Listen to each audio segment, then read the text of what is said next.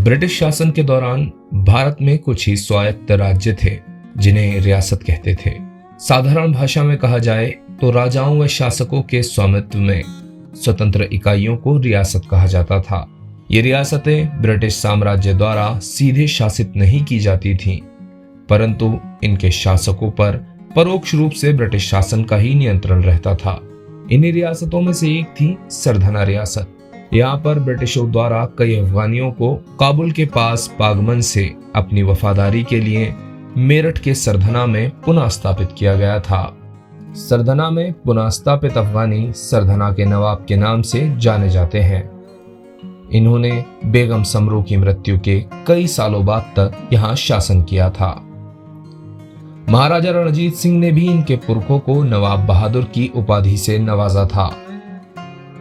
बकौल खानदान की छठी पीढ़ी के नवाब मोहम्मद अली शाह साहब बताते हैं कि उनका खानदान हजरत मोहम्मद साहब की वंशावली से है। सैयद मोहम्मद शाह, जिन्हें उनके खिताब जाफिशा खान के रूप में जाना जाता है, 19वीं शताब्दी के अफगान योद्धा थे। ये काबुल के पास पागमन के निवासी थे।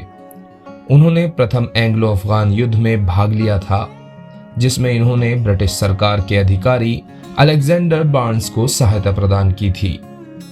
इसके बाद इन्हें काबुल से हिंदुस्तान बुलाया गया और ये ब्रिटिश सरकार की मदद से सरधना में बस गए, जहां इन्होंने बेगम समरू की कई जायदाद नीलामी में खरीदी। ब्रिटिश सरकार द्वारा खान को सरधना के नवाब का खिताब दिया गया था। इस खिताब को उन्हें दिए जाने का उल्लेख ब्रिटिश औपनिवेशिक विद्वान सर रॉपर लैथब्रिज ने उनकी किताब the golden book of India में किया है। अफगान युद्ध में प्रतिष्ठित सेवाओं के लिए ब्रिटिश सरकार ने मोहम्मद शाह को जाफिशा खान के खिताब से नवाजा। इसी कारण केवल जाफिशा खान के वंशज ही सरधना के नवाबों के रूप में जाने जाते हैं। आज यहाँ जाफिशा खान की छठी पीढ़ी के बतौर नवाब ऐनुद्दीन शाह और नवाब मोहम्मद अली शाह मौजूद हैं, जिन्होंने आज भी अपने बुजुर्गों की शान को महफूज रखा है।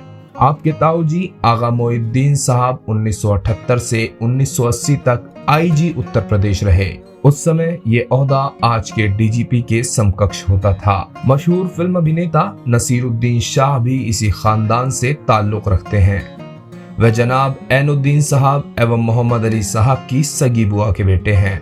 नसीरुद्दीन साहब के बड़े भाई लेफ्टिनेंट जनरल जमीरुद्दीन साहब deputy chief of army staff रहने के पश्चात अलीगढ़ मुस्लिम यूनिवर्सिटी के उपकुलपति रहे।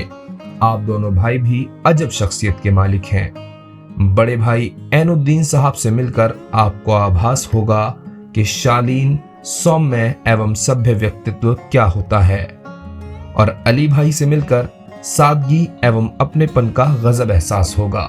नवाब बहादुर सैयद मोहम्मद जाफिशा खान साहब की रूह साल 1864 में परवास कर गई थी, लेकिन आपका जिस्म आज भी सरधना की मिट्टी में आराम फरमा रहा है।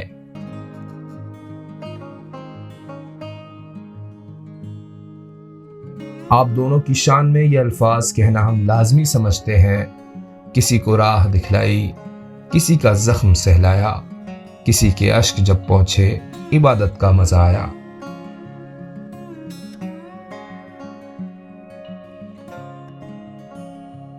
इसी तरह के ऐतिहासिक स्मारकों से जुड़े रोचक तथ्य और ऐतिहासिक घटनाओं के बारे में जानने के लिए फॉलो करें स्टूडियो धर्मा को। वीडियो अच्छी लगी हो तो लाइक करें और अपनी राय हमें कमेंट में ज़रूर दें।